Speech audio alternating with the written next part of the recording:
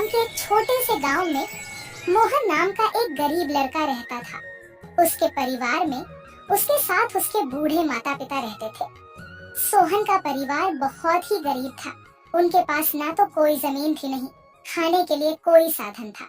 सोहन दिन भर मजदूरी करता और उससे जो कुछ भी कमा पाता उसी से अपने पूरे परिवार का पेट भर लेता। यह देखकर सोहन के माता पिता बहुत दुखी होते। हमारे पास ना अपना घर है और ना ही अपनी कोई जमीन। हमारा बेटा दिन भर दूसरों के खेतों में मजदूरी करता है और उसके बदले भी उसे बहुत कम पैसे मिलते हैं।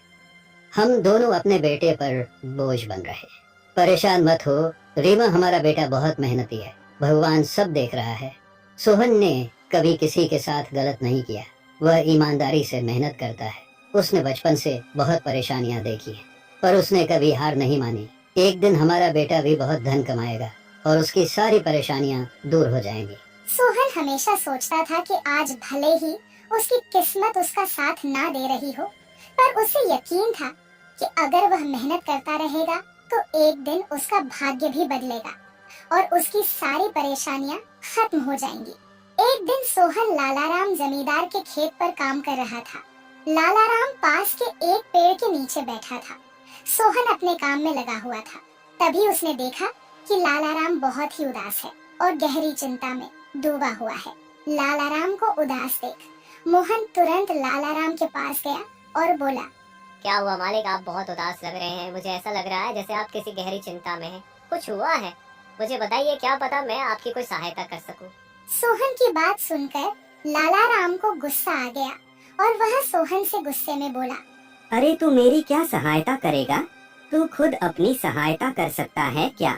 अगर तू किसी की सहायता करने के काबिल होता तो क्या तुझे 2 वक्त के खाने के लिए आज मेरी जमीन पर काम करने की जरूरत पड़ती? चल यहाँ से जा, अपना काम कर और मुझे परेशान मत कर। सेठ जी, ऐसा नहीं है, यह सब वक्त वक्त की बात है। सब किस्मत का खेल है और इंसान को अपनी मेहनत पर विश्वास रखना चाहिए। आज भले ही किस्मत मेरे पक्ष में ना हो, लेकिन अगर मैं ईमानदारी और लगन से मेहनत करता रहूंगा तो किस्मत भी एक दिन मेरी तरफ झुक जाएगी। मेहनत और धैर्य से तकदीर के दरवाजे खुलने में देर हो सकती है, लेकिन मेहनत कभी बेकार नहीं जाती। मोहन की बात सुनकर लालाराम बहुत प्रसन्न हुआ।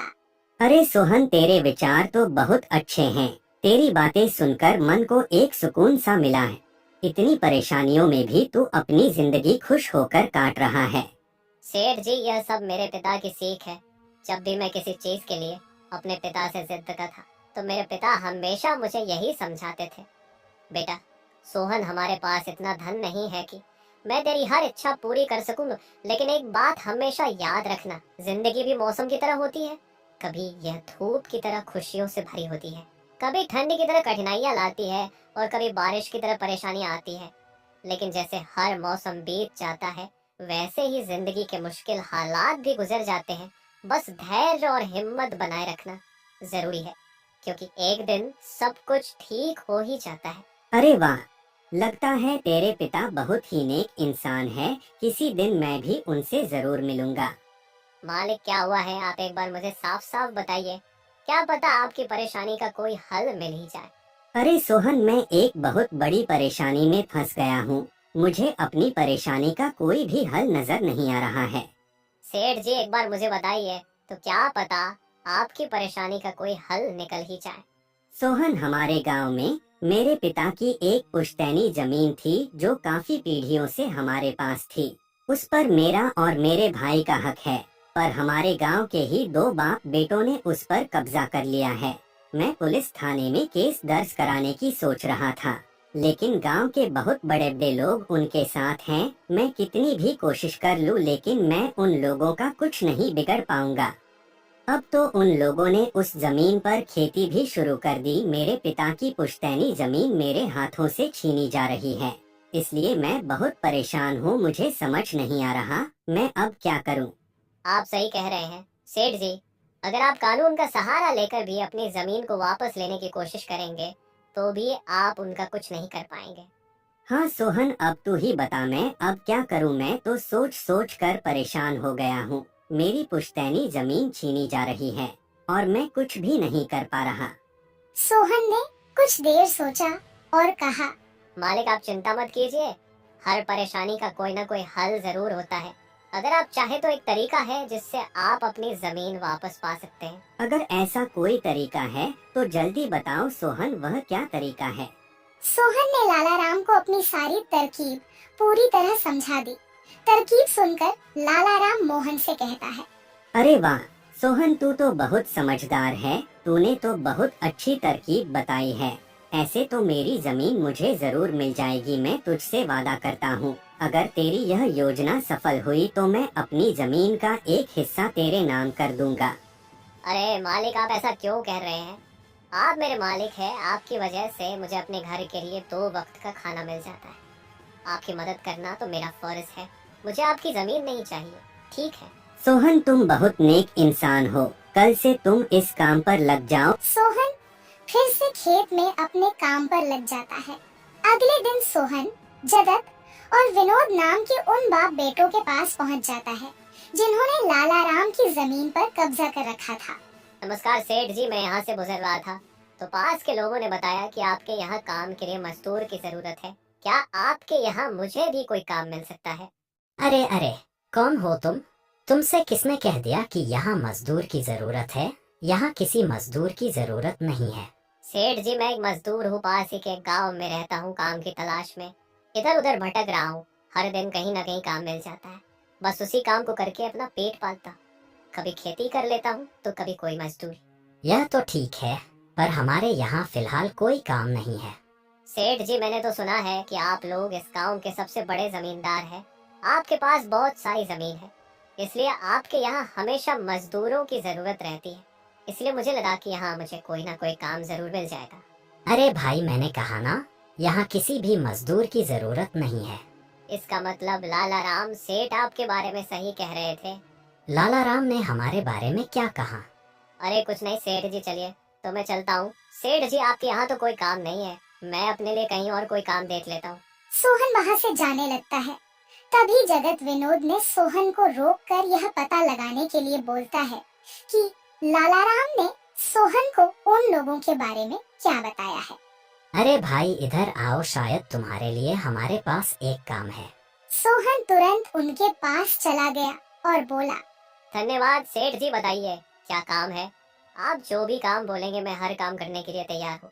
आखिर बूढ़े माँ बाप का पेट पालना है। अरे सब्र रखो, काम तो हम तुम्हें बता ही देंगे। पहले यह बताओ कि लाला राम हमारे बारे में क्या कह रहा था। सेठ जी, मैं पहले लाला राम सेठ के यहाँ काम करता था और वह बहुत ही कंजूस और बदतमीज आदमी है। मैं उनकी यहाँ दिन रात मेहनत करता, पर इतनी मेहनत करने के बाद भी वो मेरी सही मजदूरी नहीं देता था। इस बात पर कल मेरी उससे बहस हो गई थी। फिर क्या हुआ? लाला राम ने हमारे बारे में क्या कहा? जब मेरी सेठ लाला राम से बहस हो रही थी तब उसने मुझे कहा कि पूरे गांव में उनसे ज्यादा मजदूरी कोई नहीं देगा। तो मैंने गुस्से में कह दिया कि गांव के सबसे बड़े जमींदार जगत सेठ और विनोद सेठ सबसे अच्छी मजदूरी देते हैं, इसलिए उनके यहाँ हमेशा काम करने वालों की भीड़ रहती है। हाँ भाई, बिल्कुल सही कहा था। आखिर हम गांव के सबसे बड़े जमींदार हैं। हमारा फर्ज है कि जो भी मजदूर हमारे यहाँ काम करता है उसे उसकी मेहनत के हिसाब से सही मजदूरी मिले। वाह सेठ जी, आपने बहुत अच्छी बात कही। लाला राम सेठ कभी भी आपकी बराबरी नहीं कर सकता। वह तो शायद आपके जितना भी नहीं सोच सकता। जगत और विनोद सोहन की चापलूसी भरी बातों में आ जाते हैं और उसे अपने यहाँ काम पर रख लेते हैं। चलो अब काम की बात करते हैं। तुम एक अच्छे इंसान लगते हो। हमें अपने खेत पर काम करने के लिए तुम्हारे जैसे ही एक मजदूर की जरूरत है। कल से ही काम पर आ जाना। कुछ दिन ऐसे ही बीत गए। एक दिन जगत अपने बेटे विनोद से बोला, विनोद बेटा, यह सोहन तो बहुत मेहनती है। यह अकेले ही 4 लोगों का काम कर देता है। अच्छा हुआ कि हमने इसे रोक लिया। हाँ पिताजी, आप सही कह रहे हो। सोहन बहुत मेहनती है। इसके जितना काम शायद ही कोई और करता होगा। ये पूरा दिन यहाँ काम पर अकेला लगा रहता है। सोहन की मेहनत ने जगत और विनोद का दिल जीत लिया। कुछ दिन और बीत गए। एक शाम जगत और विनोद अपने खेतों का दौरा कर रहे थे। जब वे अपने खेत पर पहुँचे तो देखा कि सोहन इतने देर तक भी काम कर रहा था। सोहन भाई, अब तो रात होने वाली है, तुम इतनी देर तक काम क्यों कर रहे हो? अब घर जाओ और आराम कर लो। सेठ जी, हमारी किस्मत में आराम कहाँ है? घर पर बूढ़े माँ बाप है। काम नहीं करूँगा तो उनके लिए 2 वक्त का खाना कहाँ से जुटा पाऊंगा? घर पर बैठकर आराम करने से अच्छा है कि मैं काम करूं।